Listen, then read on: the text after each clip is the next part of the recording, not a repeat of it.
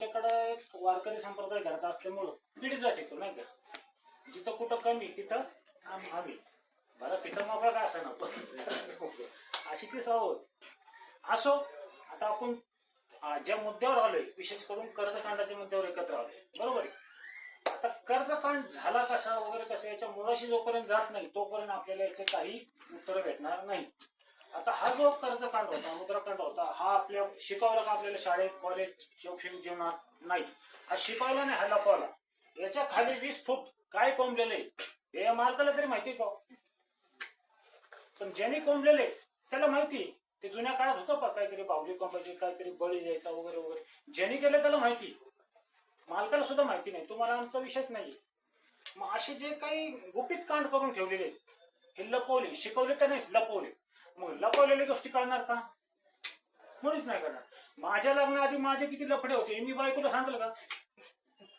चांगल्यावर माझा संसार होईल का? म्हणजे काही गोष्टी लपवलेल्या गोष्टी झाकल्या जातात, पण ते पूर्णपणे झाकल्या जात नाही. त्याचे लक्षणं तुमच्या शरीरात, तुमच्या चेहऱ्यावर, तुमच्या वर्तनात दिसतात. मग आता झालंय काय, जसं पाऊस आला, धो पाऊस आला, सगळं नदी पात्रात सगळं चोकअप झालं. आता तुम्ही इथं जर घरात पाणी घुसले तुम्ही असं ते भांड्यानी बाहेर होतच राहिली, कधी तुम्ही सरवणार. जिथं कुठं चोकअप झालं तिथंच जावं लागणार ना. मग आता चोकअप झालाय कुठं याच्यासाठी आपल्याला उलटा प्रवास करावा लागणार. तुम्ही पळताय म्हणून मी पळतो, मी पळतोय म्हणून हे पळतोय, सगळ्यांची पळापळ जोडली. पण समोरचा का पळतोय त्याला माहिती, बरोबर. मग ते रिवर्स जर गेला आपण तर रिवर्स कुठपर्यंत जावं लागेल की असेच कर्जकांडात अडकून आत्महत्या होत होत्या या भारतभूमीत प्राचीन काळापासून.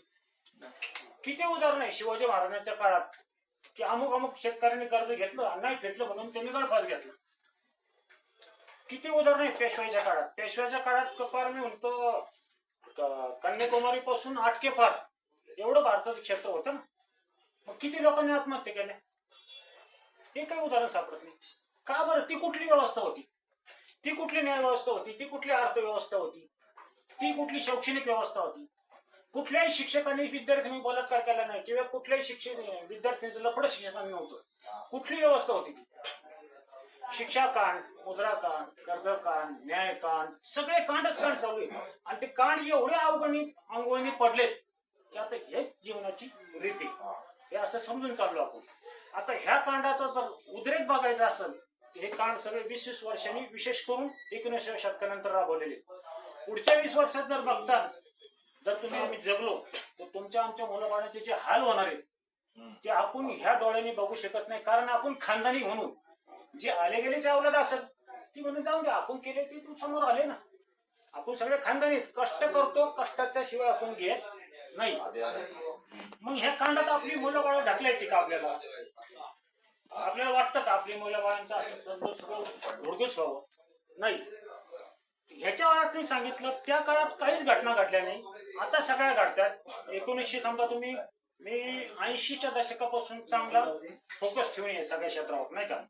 80 ते 2000 ते 2020 ह्या 40 वर्षात आमूलाग्र बदलले काय.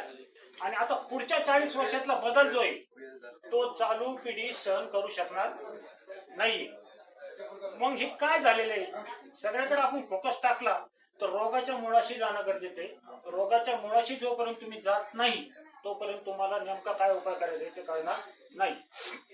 मग आता हे सगळे कांड जे चालवले जातात ते कशातून चालवले जातात? भ्रष्टाचारातून. भ्रष्टाचार कशाच्या माध्यमातून होतो? पैसा आहे. 2 नंबर 1 नंबर पैसा आहे. मी यांचे पाकिट मारलं, मला काय सोनं बनणार नाही. पाकिट मारून हे आलं म्हणून तुला सोनं पैसा आहे. त्याची निर्मिती कोणी कमवतो? आम्ही. निर्मिती कोण करतो? कमवतो आम्ही, पण निर्माण कोण करतो? निर्माण करण्यावर आपण कधी फोकस टाकला का? जो निर्माण केला जातो तो खरंच कायदेशीर होतो का? ज्या हेतूसाठी, ज्या नियमन, म्हणजे त्याला काय म्हणतो आपण, चलन निर्मिती कायदा, मराठीत बोलू आपण, खूप मोठ्या भाषा बोलण्यात अर्थ नाही का. चलन निर्मिती कायद्यानुसार ती चलन निर्मिती होते का? आपला विषयच नाही तो. ते रिझर्व्ह बँक बघेल ते बघेल, आपल्याला काय करायचं त्याचं नाही का. मग आपला विषय कोणता आहे? काम करा, कष्ट करा, पुढं करा. मी म्हणतो आपल्यात आणि बाईलात आणि गाढवात करत नाही. ते सुद्धा काम करते, त्याला घास भेटला संपला विषय, बाकीचा विषयच नाही त्यांना. तुम्हाला आम्हाला आज अशी विषय परिस्थिती आलेली की जुन्या काळात जर पाहिलं, अगदी 1900 शतकात जर पाहिलं, तुमच्या आमची जर 1910चे 1922चे 25चे उतारे जर काढले तर 100 एकरापेक्षा जमीन कोणालाही नाहीये. आता हे असं असताना हे जमिनी गेल्या कुठं? बरेच लोक काय म्हणतात, लेकी बाळी लग्न होतं त्याच्यात सोनं नाणं करायचं होतं त्यावेळेस गेलं, हरकत नाही. काय काही विचित्र लोक काय म्हणतात, त्या तुमच्या आजोबा पंजोबांनी बाई बाटलीचा नाद केला म्हणून गेलं. म्हणलं ठीक आहे, हे आर्ग्युमेंट करत असताना मी त्या लोकांना काय म्हणतो, त्यांनी जर XYZ वायफट नाद केला तर ज्याचा नाद केला त्याच्याकडे पैसे पाहिजे ना, तो श्रीमंत व्हायला पाहिजे ना. श्रीमंत कोण होते? बँकर आणि पॉलिटिशियन. आणि जे पॉलिटिशियनची भागीदारीमध्ये जे उद्योजक आहेत ते श्रीमंत होतात. तुम्ही आम्ही काय करतोय, कष्ट करतोय. 100चा एकरचा आला 50 एकरचा, 50 एकरचा आला 25 आला 5 एकर. पुढची पिढी तुम्हाला वाटतं का 2 एकर राहील? मग हे थांबवायचं असेल तर तुमची भूमीच हातातून गेली, सोनं हातातून गेलेलं आहे. अगदी तुम्ही 1900 शतकात पाहिले त्याच्या भटक्या जमाती होत्या, त्यांच्याकडे सुद्धा अर्धा पाव किलो सोनं होतं अंगावर आणि त्याला कोणी हात घालत नव्हतं. आज तुमच्याकडे सगळं 1 ग्रॅम एवढं दागिने, किलो पाव किलो कोणाकडे नाही. तुमची चल संपत्ती गेली कशी याच्यावर आम्ही फोकस टाकला नाही. आता तुमची अचल संपत्ती राहिली. अचल संपत्ती काय? भूमी. ती भूमी काय करते, तुम्ही गावाकडचं विका 5 एकर आणि ते 500 फुटाचा फ्लॅट द्या. 500 फुटाचा फ्लॅटचं पुढं चालून काय होतं, ज्यावेळेस सगळं ऑनलाईन होणार आहे, वर्क फ्रॉम होम, त्यावेळेस इथे जे work from home, work from education, त्यावेळेस कॉलेजमध्ये जी गर्दी झाली ती गर्दी राहील की इथं, ती म्हणून मी गावाकडे चाललो. जे इथं नोकरीला आलेले ते म्हणते आम्ही गावाकडे बसून नोकरी करू, कारण तिकडं पाणी शुद्ध, तिकडं अन्न शुद्ध, तिथं हवा शुद्ध, इथं सगळंच घडून. मग तिथं राहून आम्ही खाऊ. मग तिथं राहून आम्ही खाऊ. हे सगळं मोकळे पडल्यानंतर तुमच्या फ्लॅटला भाडं किती येणार? ज्याला भाडं देत नाही त्याला हे किती येणार आहे? बाजारभाव. म्हणजे पुढं चालून 20 वर्षांनी तुम्ही गडगडणार आहे. पण तुम्ही आता सावरू शकता. हे जर तुम्ही एखाद्याला मांडायला गेला तर तो तुमच्या डोळ्यात बघल, हा डोक्यात तर नाही गेला. जग कुठं चाललंय आणि हा कुठं चाललाय, कारण ज्या याच्याने बघतोय आपण त्या जातीने ते बघत नाहीये. मग आपण गडबड झाली कुठं आणि कधीपासून याच्यावर आपण आता मुद्द्यावर येऊ थोडस, नाही का. बाळाजी बाजीराव पेशव्याच्या काळापर्यंत ती झाशीची लढाई झाली वगैरे तिथपर्यंत झालं, तिथपर्यंत कुठेही आत्महत्या दिसत नाही, कुठेही कर्जकांडात कुणी अडकले दिसत नाही. जसं हे 1757ला यांनी पहिली टाकसाळ काढली. टाकसाळ काढताना यांनी काय केलं, कुणी काढली? ब्रिटिशांनी. ती टाकसाळ काढली मुंबईमध्ये फोर्टमध्ये. तिथं किल्ला बांधला होता म्हणून त्याला फोर्ट म्हणतात. तो किल्ला आता राहिला नाही. तिथं काढल्यानंतर त्यांनी काय सांगितलं, त्यावेळेचा तो गफार शाह होता, मिर्झा गफार, त्याला सांगितलं की तुमची जी नाणी ती नाणी आम्ही थोडे सुबक बनवून देऊ, नाही का. तो ठीक आहे, परंतु मी याच्यासाठी काय करा, तुम्ही तुमचे जे सगळे सोनार आहेत राज्यातले यांना बंदी घाला. यांनी खानदानी सोनारांनी कॉईन बनवायचे नाही. ते म्हणलं ठीक आहे, घातली बंदी. यांनी त्या टाकसाळीत सुरू केलं. टाकसाळीत सुरू केल्यानंतर त्यांनी कॉईन निर्मिती करून सगळ्या राजांना दिले. ते कॉईन मधून सगळा व्यवहार व्हायचा. आता झाल्यानंतर हळूहळू काय करायचे, 1830 पर्यंत चाललं व्यवस्थित. 1830 नंतर शेवटी ही लोक जे तिकून आले होते, समुद्र मजल करीत जाते, हे आलते लुटण्याच्या उद्देशाने, ओरबांडाच्या उद्देशाने. आता ते बऱ्याच लेक्चरमध्ये सांगितलं जातं, ट्रेड हा ग्रीक शब्द आहे, मर्चंट हा इंग्लिश शब्द आहे. मर्चंट आणि ट्रेडिंग काय फरक आहे तुम्ही त्याच्या प्रती आपल्याला शिकवलं नाही. ट्रेडिंग हा ग्रीक शब्द आहे.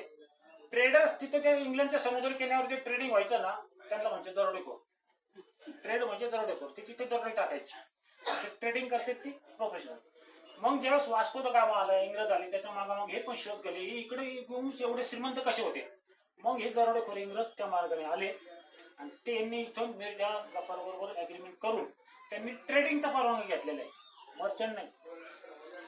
ट्रेडिंगचा परवानगी घेतलाय. उद्या जर ती जागतिक कोर्टात दिली, ठीक आहे, तुमच्या तर राजा लिहून दिलं, तुम्ही पाहिजे तसं लुटू शकता. रुपयाचा माल 10ला विकू शकता, 25ला विकू शकता. तिकून आणलेल्या रुपयाचा माल इथं 87 किती डॉलर किती आहे, 87-88 रुपयाला विकू शकता. तुमचा माल तिकडे गेल्यानंतर कचऱ्याच्या भावात. मग कसे तुम्ही श्रीमंत होणार. असे ते बऱ्याच गोष्टी थोडक्यात मांडता येणार नाही, पण तरी मी ओझरत घेतो. झालं, त्यांनी टाकसाळीत ते कॉईन सुरू केले. 1830 पर्यंत व्यवस्थित चाललं होतं. 1830 नंतर त्याची नजर फिरली. नजर फिरल्यानंतर त्यांनी काय केलं, त्याच्यात निम्म भेसळ केलं जर्मनचं आणि निम्म ठेवलं चांदी. कारण चांदीचा रुपया होता. आता चांदीचा रुपया त्याला का होता, तर रुपया जो आहे ही जी संज्ञा आहे ती रौप्य धातू निर्मित रुपयाच्या चलनी नाण्यालाच रुपया म्हणतात. काय हे जे हा रुपया याचा पांढरे शुभ्रपाना आणि ब्रिटिशांनी दिलेला पांढरे शुभ्रपाना हा 50% भेसळीचा आहे. एक हिशोबाला धरतो 42% पण हिशोबात. आणि याच्यानंतर ब्रिटिश देऊन गेले हा भेसळीचा. आता हे जर हे घेऊन हे सगळे सहन करू शकते, लोखंड जायला काय हरकत यांच्या हातात. ती मनी मॅनेजमेंट लोकांचं लॉजिक. लोखंड घेऊन पाहिलं आम्ही, ते घेतलं. नंतर पावती दिली ती पण घेतली, बोगस पावती दिली ती पण घेतली. आता नुसते आकडेच फिरतात. साधारण 80 दशकात आकडे फक्त मटक्याची टपरी होते. आता सर्रास आकडेच चालले. Digital currency. डिजिटल करन्सीचं पुढं काय होणार आहे याच्यावर आपण फोकस टाकत नाही. आता रौप्य धातू निर्मित नाणं समजा, आता ढोले साहेबांनी माझ्याकडं एक विश्वास म्हणून त्यांना कुठं तर जायचं होतं काशी करायला, चारेधाम करायला नाही का, तर त्यांनी काय होतं त्यांच्या गाडग्यातलं जे होतं ते माझ्याकडे ठेवलं. हे तुमच्याकडे रिझर्व व्हावं साहेब, कारण गावात काय कोणाचा भरोसा नाही.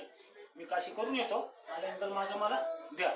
त्यांनी माझ्यावर काय ठेवलं, सुरक्षित ठेवलं, रिझर्व ठेवलं.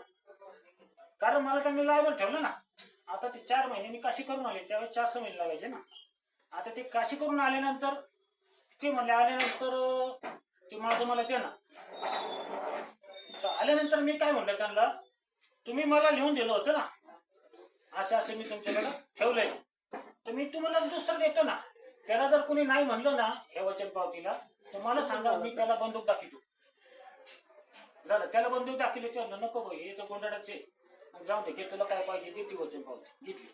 झालं, पुढं असं चालत राहिले. हे गेले देवाघरी. आता यांच्या पोराच्या हातात ते सापडलं. ते म्हणतात, अहो तुम्ही आमच्या बापाला असं लिहून दिलं होतं की असं ते काशी करायला गेले होते आमच्याकडे ठेवून, तर आमचं हे द्या. तुम्ही काय म्हणतो ते काय आता राहिलं नाही, बोल जाऊ. आता हे चालू आहे. तुम्ही म्हणतो नाही हे नाही, हे दिलं होतं ते काय राहिलं नाही दिलं. तो ऐकलो का गपचीप. माझ्याकडे पोलीस आहे, माझ्याकडे ईडी आहे, माझ्याकडे हे, माझ्याकडे ते. कारण मी महागुंडा ना, गुंडांचा गुंडा मी. बरं, पोलिसांचं पाहिलं तर ते आपलेच बांधव आहेत ना. माझा भाऊ IT मॅनेजर आहे, माझे एक PS आहे वगैरे, सगळे आपलेच बांधव आहेत. ते कसे चौथीतून तिथे गेले, ते काय काळे धंदे करून तिथे गेले का. पण तिथली सिस्टीम त्यांना तसं करायला भाग पाडते. आणि हे लोक काय म्हणतात, माझ्याकडे एवढा लवाजमा आहे, तुम्ही ऐकले आमचं, तर आमच्याकडे न्यायाधीश आहे, आमच्याकडे वकील आहे, आमच्याकडे कोर्ट आहे, आमच्याकडे कायदा आहे, सगळे आम्ही तुला गचडून टाकू. आता हे केल्यानंतर हा व्यवहार योग्य आहे का. ही सरळ उघड फसवणूक आहे. पण याला विलेपन कसलं दिलं जातं, कायद्याचं. मग कायद्याचं दिलं जातं. आपण कायद्यात जर घुसलो तर हे 1757 पर्यंत हे काही गडबड होत नव्हती. 1757ला हे जे ट्रेडर्स आले, त्या ट्रेडर्स लोकांनी काय केलं, समुद्र किनारा जो माल इथून तिकडे जातो तिकून इकडे येतो, याच्यात टॅक्स सिस्टीम चालू केली. बँक ऑफ हिंदुस्थानची अलेक्झांडरने स्थापना केली. दाखवायला बँक ऑफ हिंदुस्थान, तो अलेक्झांडर. त्याने काय सांगितलं, की तुम्ही गाडाभर कॉईन घेऊन येता, माल नेता आणि परत गाडाभर कॉईन घेऊन जाता. त्याच्यापेक्षा एक काम करा, त्या गाडाभर कॉईन बँकेत ठेवा, मी तुम्हाला वचन पावती देतो. मैं धारक को 10 रुपये देणे का वचन देणे का अदा करता हूं, नाही का. 10 रुपयाची वचन पावती त्यांनी पहिली काढली 1857 मध्ये. 10 रुपयाची गड्डी दिली, 1000 रुपये गाडाभर ठोकले गेले तिथं. आता तो म्हणला, कशाला तुम्ही हे करता, तुम्ही वचन पावतीलाच चालू द्या, नेहमीच गाडाभर न्यायचं. यांनाही पटलं, जाऊ द्या. झालं, पुढं चालता त्यांनी काय केलं, आता सगळेच वचन पावतीत रमलेत. मग ते पुढं ओझ बाळगता. होटलं भट्टी तर होती, करा विटा. कॉईन करू शकता, विटा नाही करू शकत ना. 10 किलोच्या विटाने केल्या, जाऊ द्या तिकडं. कुठून, जिथून ते लुटायला आलं तिथं तुमच्या हातात राहिलं कागद. बरं, हे सगळ्या यांचा करार होता. हा 100 वर्ष 99 वर्षाचा होता. हा 1969ला संपणार होता. आता यांना माहिती होतं, आज ना उद्या ही आंबेडकर आणि छत्रपती शिवाजी महाराजांच्या काळातले लोक आहेत, हे आज ना उद्या यांच्या काळात लागणार. म्हणून 69ला 69ला ज्यावेळेस हा विषय झाला, यांनी काय केला, विषय वचन पावती बदलून टाकली. याच्यावरती दिलेले ऑन डिमांड शब्द हा काढून टाकला. आणि इथं दिले at any office of issue हे काढून टाकलं. वास्तविक पाहता हे लिगल टेंडर आहे. कुठल्याही लिगल टेंडरमध्ये कॉमा, फुल स्टॉप, मात्रा वगैरे काही चेंज करता येत नाही. याच्यात त्यांनी शब्द धडाधड काढून टाकली. मग हे लिगल टेंडर राहिलं का? पण हे अनलिगल टेंडर सुद्धा आपण हातात घेतलं. लोखंड पण घेतलं, अनलिगल टेंडर पण घेतलं, आता डिजिट पण घेते. परवा त्याचं झालं माझ्या तो कलवा घेतो ना त्याने तो पण पाटील बसवला होता. हा तो काय म्हणे की आमच्याकडे अग्रीमेंट आहे बघा. म्हणलं हे जे अग्रीमेंट केले नाही तू याचे जे नेम क्लॉज टाकले ते हे कुठल्या कायद्याच्या कलमाच्या अधिकार आहेत? तू कायदा कलम मला सांग. नाही की ते असं करतात आम्ही लिहून घेतलेलं असं. मग तो म्हणलं तू असं का नाही लिहून घेतलं की यांनी जर असे असे पैसे भरले नाही त्याच्याकडे 2 किडनी आहेत मी 1 किडनी लिहून घेतो. लिहून घ्यायचं नाही काय फरक होतो. याने जर कर्ज नाही फेडली याची 1 किडनी मी काढून घेतो. उद्या जर त्याच्या किडनी फेल झाल्या याला जबाबदार कोण? तुमची सिस्टीमच ना. तर तो व्हिडिओमध्ये मी तुम्हाला टाकल.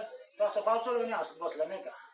म्हणलं मी पागल नाही तुम्ही पागल नाही असं व्याजाळून असतं का म्हणलं तुम्ही नाही का. उत्तर द्या ना म्हणलं याचं आणि लिखित द्या म्हणलं नाही का. मग त्याला नंतर कळलं की शूटिंग चालू आहे. नंतर तो अक्षरपक्षी भडकला माझ्यावर नाही का. म्हणलं भडकायचं काहीच करू